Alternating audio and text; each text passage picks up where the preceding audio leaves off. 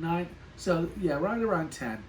I was up several houses, up the street, up Howard Street, probably against the rules because I wasn't allowed. Well, 10 years old, I might have been allowed to go up Howard Street by then.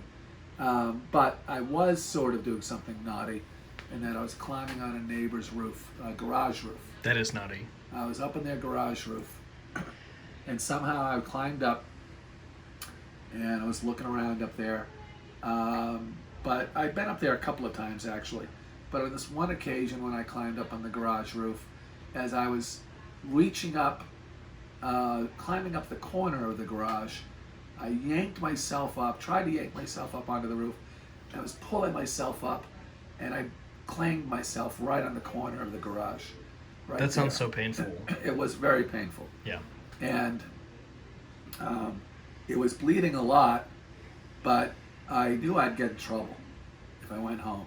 And I was an older kid, so I knew. How old were you?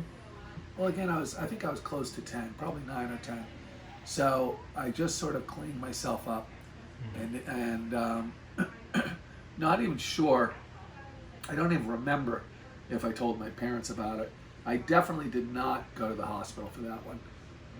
So I would say that was probably the least bloodiest, because I knew I'd get in big, big trouble. But then the next bloody head came right around the same age. Maybe I was even again around 9 or 10, and this time I was in the kitchen, and it was sort of at night after dinner, and my father was not yet home from work. But there was a rule in my house that if there was any dessert left over from dinner, you always had to save some for Dad. And usually that dessert got put up high up in a cabinet in the kitchen because we didn't want anybody to touch it. That was saved for him when he got home from work. Yeah. But I had not gotten dessert, and I felt cheated because I was sure that How often did that happen? well, especially in this case, I'm pretty sure that Tom and Chris had gotten the brownies, but I hadn't gotten any. I was cheated somehow, and there was justice that needed to be served. Yeah. And I needed to get a brownie.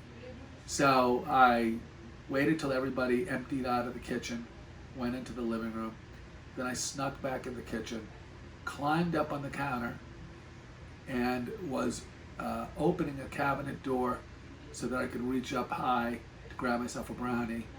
And I opened the cabinet door really fast and hard. Point of the cabinet hit me right in the forehead. It's always the same spot. Always the same spot. This was bleeding pretty badly. I had to tell my parents about that one. I think I actually did go get stitches for this one. That one did require some stitches. It got a nasty cut in my forehead. I've got all sorts of, as you said earlier, indentations up here and scars up here if you look really closely. And then the fifth bloody head actually came right around the same age, right around sort of that 10 years old. My parents were rushing because they were leaving for a trip to Bermuda. And, in this case, it was special because my mother was actually going with my dad to travel with him. She only did that maybe once every couple of years. If he was going to a real special place and the wives were invited, she would join him and spend, time socializing with the other wives of the other executives of Charles T. Maine, and also, maybe spending some extra time after his business meetings were done, just touring around. So they were running late for the airport, and I remember I was out on the side of the house at 293 Summer Avenue, and I was playing in the sandbox. But I wasn't just playing what kids typically do in the sandbox. I was chopping wood with an axe, a small hatchet, not like a big axe, but a small hatchet that was maybe 12 inches long. Were you like chopping branches that you found, or twigs? Yeah, I was chopping branches. There was actually a bush of my parents. I got in trouble for this. It was a nice bush, nice sort of small tree they planted that I decided would be perfect for practicing my chopping skills. Of course. And, got in trouble for chopping down a nice tree. But on this occasion, I was chopping some wood, The hatchet was sharp on one end of the blade and was blunt on the back end. So it wasn't sharp on both ends. But I remember, you know how people with hatchets sometimes will go up above the back of their head Sure, like this. I can to picture get a that. really good hard chop. Well, I went back like this and clanged the back of the hatchet right on the top of my head. I was bleeding like crazy. Yeah, good thing you didn't like puncture your skull. Well, well, I did. It was bleeding, so I punctured it enough to get some blood going. Yeah. And I ran in the house. I remember I was crying. I had a lot of blood in my eyes, blood streaming down my face, and all I remember Nana saying was, "I'm running late for the airport. Don't touch me." And I Love don't Nana. think I ever got to the hospital that time because she was so distracted.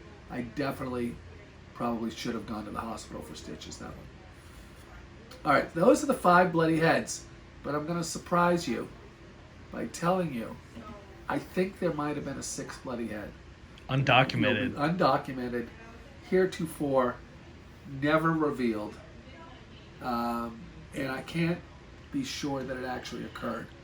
But when I was a little kid, again roughly around the age of 3, I have a memory of being in my room and playing by myself in my bedroom.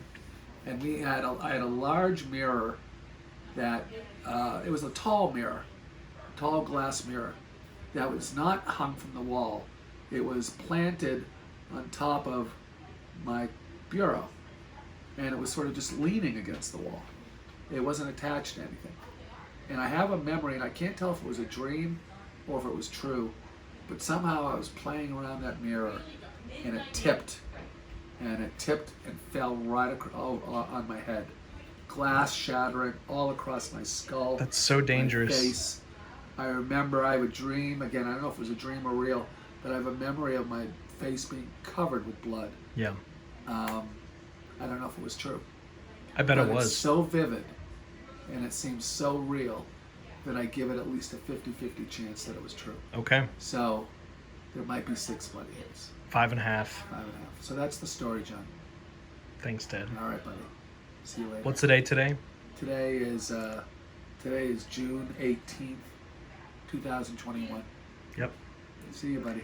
Anea, Jesse, and Mom are cooking chicken and rice in the kitchen. It's going to be like paella. Rose is over at Abby Tyrrell's house seeing her wedding dress, but Rose will be over here soon. We're all just hanging out with Rocket, and we leave for Austin tomorrow morning. Yeah. But we'll be back in a couple weeks. Yeah.